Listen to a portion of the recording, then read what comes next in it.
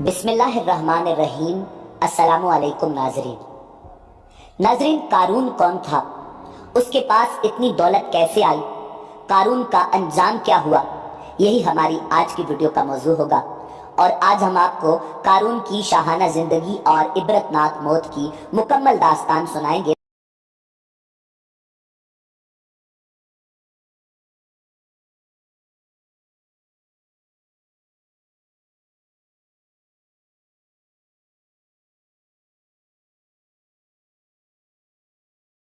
ناظرین، قارون حضرت موسیٰ علیہ السلام کے چچا یسہر کا بیٹا تھا۔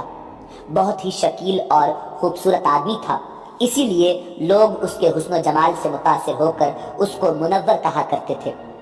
اس کے ساتھ ساتھ اس میں یہ کمال بھی تھا کہ وہ بنی اسرائیل میں تورات کا بہت بڑا عالم اور بہت ہی ملنسار اور با اخلاق انسان تھا، اور لوگ اس کا بہت ہی ادب و احترام کرتے تھے۔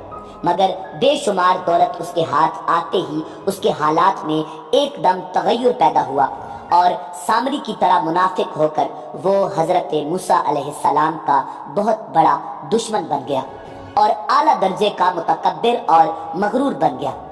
ناظرین، قرآن مجید فرقان حمید میں قارون کا ذکر 4 مرتبہ آیا ہے، اور اسے فرعون اور حامان کے ساتھ بدکاروں میں قرار دیا گیا۔ ناظرین، تورات کے مطابق اس کا نام کورح تھا، اور بظاہر اس نے حضرت موسیٰ علیہ نبینا علیہ السلام کا دین بھی قبول کر لیا تھا۔ نماز پڑھتا تھا، تورات پڑھتا، مگر ریاکار اور کمزور عقیدے کا انسان تھا، مکمل ایمان نہیں رکھتا تھا۔ چاہتا تھا کہ لوگ اس سے خوش فہمی رکھیں تاکہ انہیں فریب دے سکے۔ ناظرین، قارون فصلوں کو پیشگی سستا خرید لیتا اور بعد میں انہیں مہنگے داموں فروخت کرتا تھا۔ معاملات میں کم تولتا، دھوکہ اور بے انصافی کرتا، سود کھاتا، اور جتنا ہو سکتا تھا لوگوں پر ظلم کیا کرتا۔ اسی قسم کے کاموں سے بہت زیادہ دولت اکٹھی کر لی تھی، اور اسے ہر چیز سے زیادہ عزیز رکھتا تھا۔ قارون خدا پرست نہیں تھا، بلکہ دولت پرست تھا۔ اپنی دولت عیش و عشرت میں خرچ کرتا تھا۔ بہت عمدہ محل بنوایا، اور اس کے در و دیوار کو سونے اور مختلف قسم کے جواہرات سے مزین کیا، حتیٰ کہ اپنے گھوڑوں اور اونٹوں کو سونے اور جواہرات سے مزین کیا۔ قارون کے پاس سینکڑوں غلام اور کنیزیں تھیں، اور ان کے ساتھ وہ برا سلوک کرتا اور انہیں مجبور کرتا کہ اس کے سامنے زمین پر گر پڑیں اور اس کے پاؤں کو بوسہ دیں اور اسے سجدہ کریں۔ ناظرین، قارون کی دولت کے متعلق اللہ رب العزت نے قرآن مجید فرقان حمید میں ارشاد فرمایا، اور ہم نے بھی اسے اتنے خزانے دے دیے تھے کہ ایک طاقتور جماعت سے بھی اس کی کنجیاں نہیں اٹھ سکتی تھی۔ پھر جب اس سے قوم نے کہا کہ اس قدر نہ اتراؤ کہ خدا اترانے والوں کو دوست نہیں رکھتا۔ ناظرین، کچھ روایات میں ہے کہ قارون کے پاس اتنی دولت تھی کہ اس کے خزانوں کی کنجیاں 70 اونٹ اٹھاتے تھے۔ بعض عقل مند مومن قارون کو نصیحت کرتے اور کہتے کہ اے قارون، یہ تمام باغ اور ثروت کس لیے؟ یہ سب دولت اور مال کس لیے ذخیرہ کر رہا ہے؟ کیوں لوگوں پر اتنے ظلم ڈھاتے ہو؟ خدا کو کیا جواب دو گے؟ لوگوں کا حق کیوں پامال کرتے ہو؟ غریبوں اور ناداروں کی کیوں مدد نہیں کرتے؟ نیک کاموں میں کیوں قدم نہیں بڑھاتے؟ قارون غرور و تکبر میں جواب دیتا کہ کسی کو ان باتوں کا حق نہیں پہنچتا، میں اپنی دولت خرچ کرتا ہوں۔ مومن اسے واز کرتے اور کہتے کہ اتنی بڑی دولت حلال سے اکٹھی نہیں ہو سکتی۔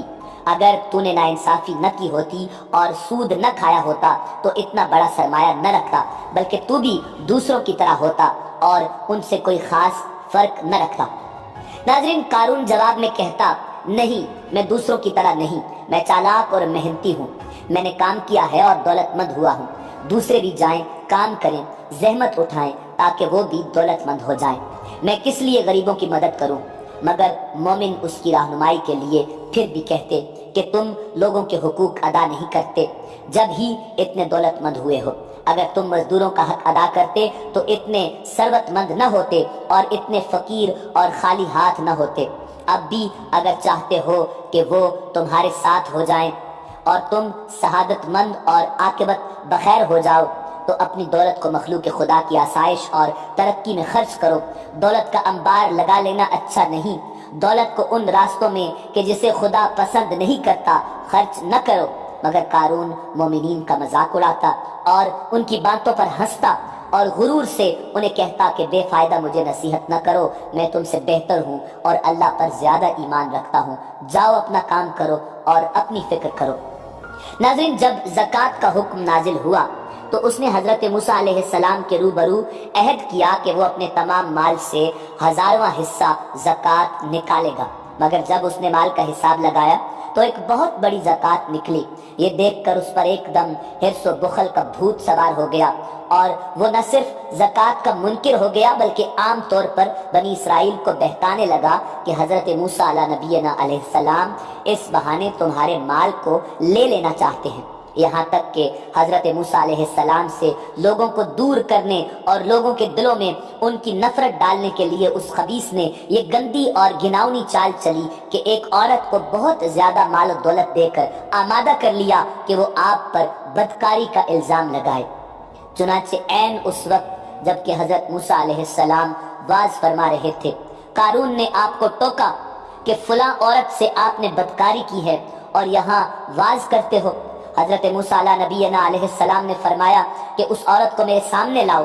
چنانچہ وہ عورت بلائی گئی تو حضرت موسیٰ علیہ السلام نے فرمایا، اے عورت، اس اللہ کی قسم جس نے بنی اسرائیل کے لیے دریا کو پھاڑ دیا اور عافیت و سلامتی کے ساتھ دریا پار کرا کر فرعون سے نجات دی، سچ سچ کہہ دے کہ واقعہ کیا ہے۔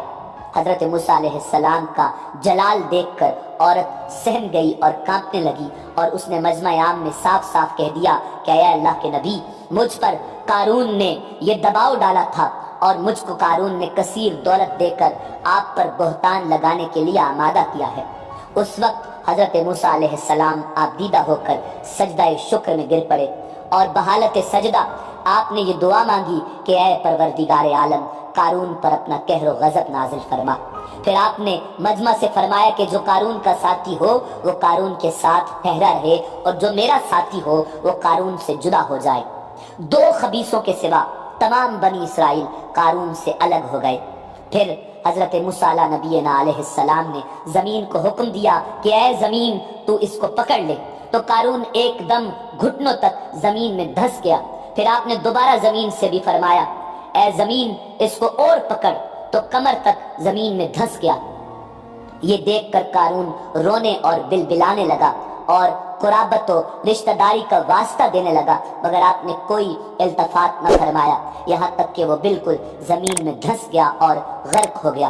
2 منحوس آدمی جو قارون کے ساتھی ہوئے تھے لوگوں سے کہنے لگے کہ حضرت موسیٰ علیہ السلام نے قارون کو اس لیے دھنسا دیا تاکہ قارون کے مکان اور اس کے خزانوں پر خود قبضہ کر لیں۔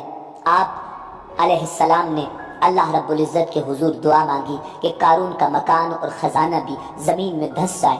قارون کا مکان اور خزانہ، جو مکان بھی سونے کا تھا اور بے شمار خزانہ تھا، وہ سبھی اللہ کے حکم سے زمین میں دھس گیا۔